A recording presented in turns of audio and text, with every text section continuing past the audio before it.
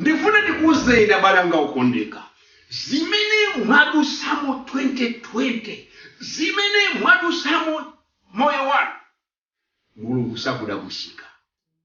Mulungu amaona, amadziwa china chilichonse chimene inu mukudusa. Pali mavuto ena kufika saizi yokuti kumaganiza kuti no, kapena Mulungu wanditaya. Kumbukira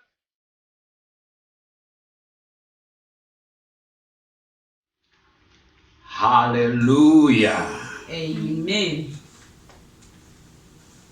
Ambuye alemekezeke chifukwa cha usiku wokoma umene ndi usiku ndithu wapaderadera, ndipo ndikukhulupiriradi kuti sitichoka chimodzimodzi monga tamvera kale. Hallelujah. Amen. So usiku uno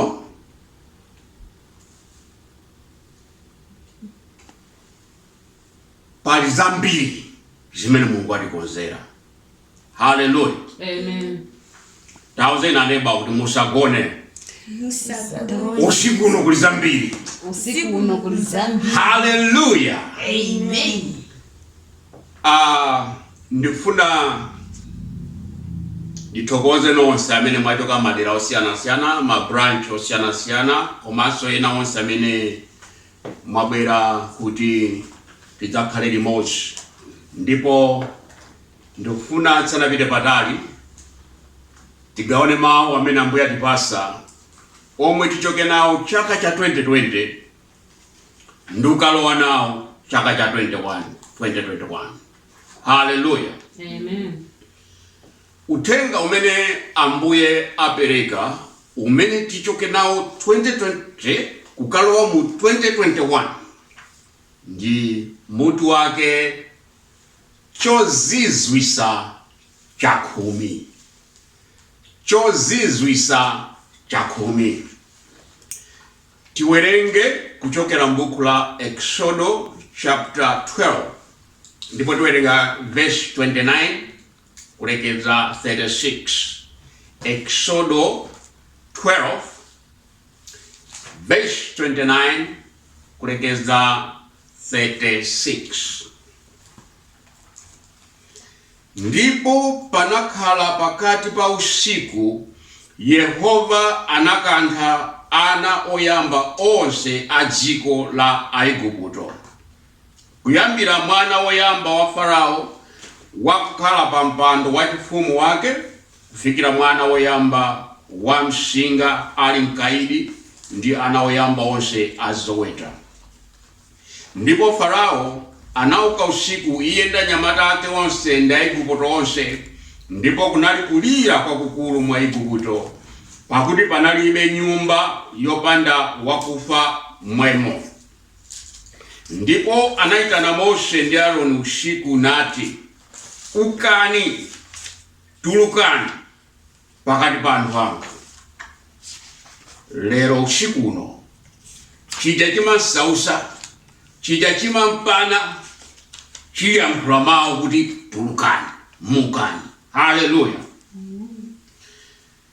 Ukani, tulukani pakati pa anthu anga inu ndi ana a Israeli, ndipo mukani, katumikireni Yehova monga mwanena. Mukanazidoni zoweta zanu zazing'ono ndi zazikulu monga mwanena. Chokani ndi kundidalitsa inenso. Ndipo Aigupto anawumiriza anthuwo, nafulumira kuwatulutsa m'dziko, pakuti anati tirakufa tonse. Ndipo anthu anatenga mtanda wawo usanatupe, ndi zowumbiramo zawo zomangidwa, nzovala zawo za mapewa awo. Ndipo ana a Israeli anachita monga mwa mawu a Mose, napempha Aigupto zokomesera za siliva ndi za golide ndi zovala. Ndipo Yehova anapasa anthu chisomo pamaso pa Aigupto, ndipo sanawakaniza, ndipo anawafunkhira Aigupto. Tipemphere. Atate, mu dzina la Yesu Khristu tikuyamikani chifukwa cha mawu amene tawerenga. Mawu anu munawuzira ndipo ndi amoyo. Atate tikupemphera kuti pamene mawu awa tikugawana ndipo wina aliyense amene akuwamva, iniyo Mulungu mukamba kugwira ntchito mkati mwa mtima wake ndi kusintha moyo wake, kufikiratu pamene tikumaliza uthenga tikakhala nacho chiyembekezo kuti tikalowanso chaka chatsopano ndi moyo wina, ndi moyo wopambana, mu dzina la Yesu Khristu. Amen. Amen. Chozizwisa cha 10. Ana Israeli anakhala mdziko la Igupto kwa nthawi yayitali mukapolo. Ndipo Mulungu anakonza njira kudzera mwa mtumiki wake Mose, namuwuza kuti kawatuluse ana Israeli kwa Igupto kuti adzandipembeze ine. Ndipo Mose Mulungu anamugwiritsa ntchito kudzera mu kuchita zozizwa, mamirakuli, ndi cholinga chakuti Farao agonje awatuluse ana Israeli azipita. Koma tikawerenga buku limene la Exodo tikuona kuti Mose atachita chozizwa choyamba, Farao sanatekeseke. Kudzachitanso chozizwa cha namba 2, wosatekeseka. Ndipo anachita zozizwa zonsezi mpaka na chozizwa cha namba 9, Farao akuti kuchepera nkaba Mose, ine sindikuimva. Hallelujah. Amen. Mamirakuli amene Mose amachita amamuwuza ndi Mulungu. Koma amati akachita mirakuliyo kupezeka kuti Farao sakusintha, ali gwa achimodzimodzi. Ndikuona amayi ena pompano, ndikuona abambo ena pompano, ndikuonanso nyamata saidiyo sungwana amene chaka cha 2020 wafika pokwiya nacho. Mwina panopo kalenda wangu ing'amba kuti ukundikumbusha zoyipa chifukwa cha mavuto amene wadusha 2020. Kuyesa kupemphera zinthu zosasintha, kuyesa kugwira mtengo wanji zosasintha, mavuto kumakukulira beshingo. Chinthu chimene ndimafuna kufotokozera nchakuti pamene Mose amachita mamirakuli awa yoyamba mpaka na namba 9, Farao osagwedezeka, Mulungu samadabwisidwa. Mulungu signal cha chilendo.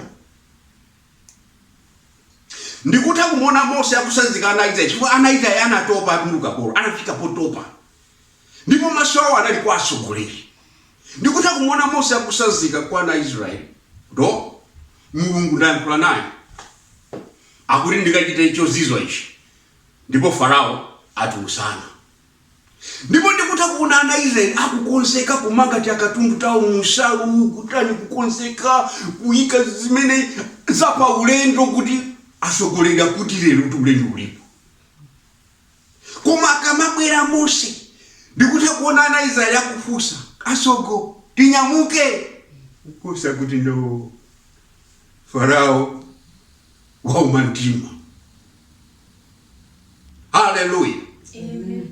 Ndifuna ndikuwuzeni abalanga ukondeka, zimene mwadusamo 2020, zimene mwadusamo moyo wanu, Mulungu sakudabwisika. Mulungu amaona, amadziwa china chilichonse chimene niyo mukudusa. Pali mavuto yena kufika saizi yokuti kumaganiza kuti no,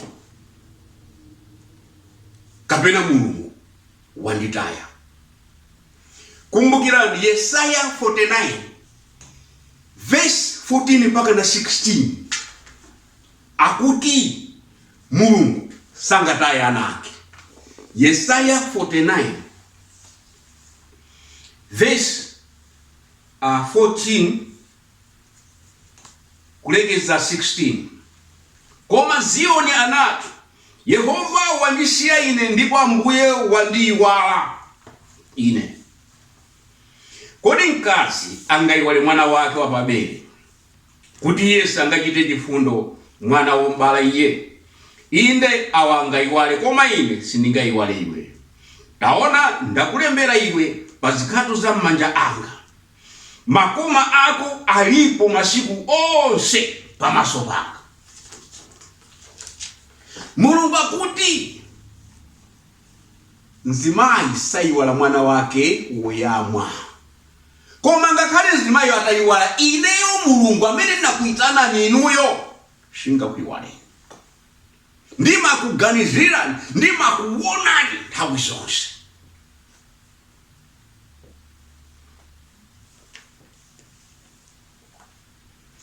Mulungu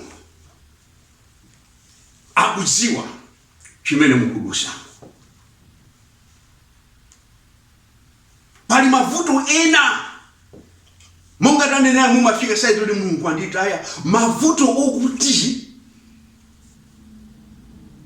kukusintha china chilichonse iweyo maonekedwe ako kukhala mavuto, mawu ako saundi mavuto. Ndiso pano ukakakutiza kuchulukira mapeto ake mangona ngati aliyense ndiwipa. Aneba ataire fupa pamunda wako ayamba matama. Mafupa ati mataya pamene osataya kubwa. Chikodi ulibe fupa loti utayi. Kumpeza wina kuwerengesera ndalama liyo. Iwewa akuberani chibwana abe ndani. Hallelujah. Amen. Anthu asaseke. Mungeze ngata kuseka iwe nanga si ulindi katundu wambiri.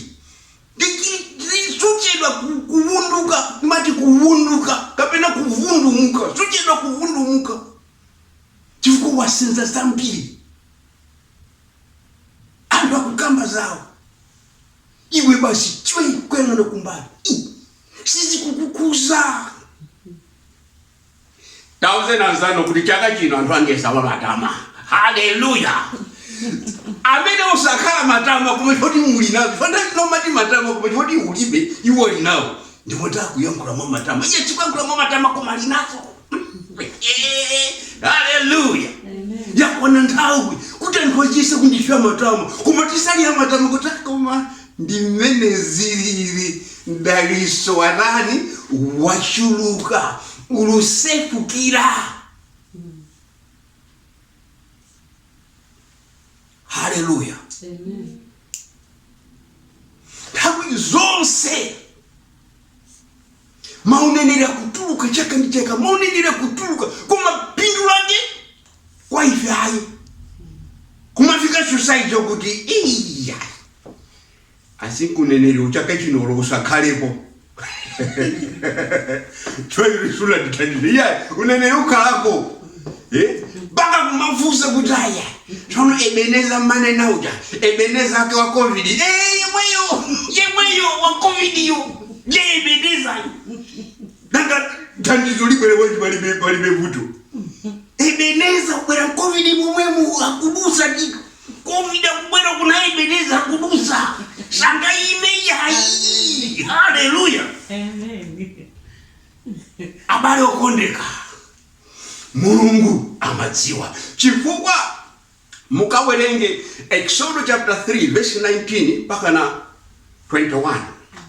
Mulungu nthawi imene amamutuma Mose anamuwuziratu kuti ndikutuma kwa Farao, koma ndikudziwa kuti Farao sakavomera. Pokapoka nditachita zozizwa. Ndabalanga Mose anazungusika. Ndikuta kuona anthu akumafika saizi kuti chasogoleri. Koma mmakati mwamvadi kwa Mulungu wakuza ni chachiwiri chachitatu koma sizi kuchita ndi Ambuye.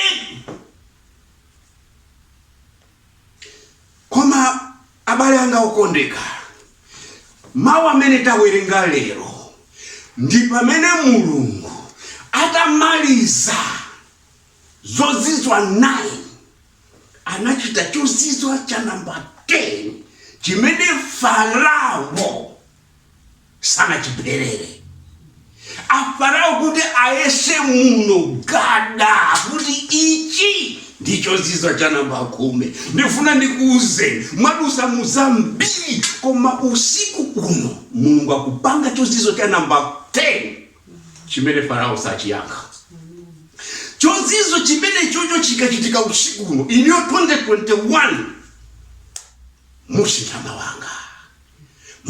wanga ndito ndikuyankhula ndino mamuti komatu abusa amene mukuyankhula simukuzwa katundu amene ndatenga ndikudziwa matenga katundu olemera koma chozizwa cha namba 10 Mulungu akachichita. Farao amakweza manja mwamba. Farao anakweza manja mwamba ndipo malo moti ana Israeli azipita okamonga mena mapemphera kuti otifuna zipita koma Bible ikufotokoza kuti anafulumiza. Fulumirani, zipitani mukapemphere Mulungu wanu mene mmanenera muja. Tafulumirani mukucheberani suja makaniza tafulumirani. Akuti mutenge ng'ombe zanu zazing'ono ndizazikulu zomwe musatishire. Hallelujah. Amen. Ananyamula zonse and the Bible ikufotokoza kuti ananyamula katundu wa Egypt. Cho Mungu anauza kuti mukapembe zinthu za silver za golide akakupasa ayikuti kama abwereka amazoti abwere azabwera akuti anabwereka zinapita zimenezo. Hallelujah. Chifukwa chani Mulungu amalola nyengo zimenezi? Zifukwa zimene Mulungu amakhala nazo polola nyengo zopyazi amaziziwa ndiye. Nzeru za Mulungu ndi nzeru za ife sizofanana. Apapa Mulungu anafotokoza kwa Roma chapter 9 verse 17. Tuwerenge verse imene. Roma chapter 9 verse 17. Mulungu anafotokoza kuti Roma 9 verse 17. Pakuti lembo linena kwa Farao, chifukwa cha ichi ndinakusa iwe kuti ndikaonese mwa iwe mphamvu yanga ndi kuti dzina langa likakuishire padziko lonse lapansi. Mulungu anachita ichi kuti Farao ndiye Aigupto komanso ana Israeli akadziwa kuti Mulungu ndiye yekhayo amene ali mphamvu zonse. Sindikudziwa mwadusa muzotani mchaka chimenechi. Sindikudziwa mukukumana ndizotani nyengo ino. Sindikudziwa malingaliro mwanu mwasenza katundu olemera kwa mtundu wanji. Ndifuna ndikuze Mulungu ndokhulupirika. David ananena kuti ndinali wang'ono koma ndakula sindinaone okhulupirira ana ake akusowa buledi. Mulungu amene anakuitana niyo mama tireni. Mulungu amene analenga kumwamba ndi dziko lapansi usiku akupanga chozizwa chachikumi. Ndipo chozizwa chimenechi chikachitika china chilichonse chozungulira chikusintha. Chikusintha.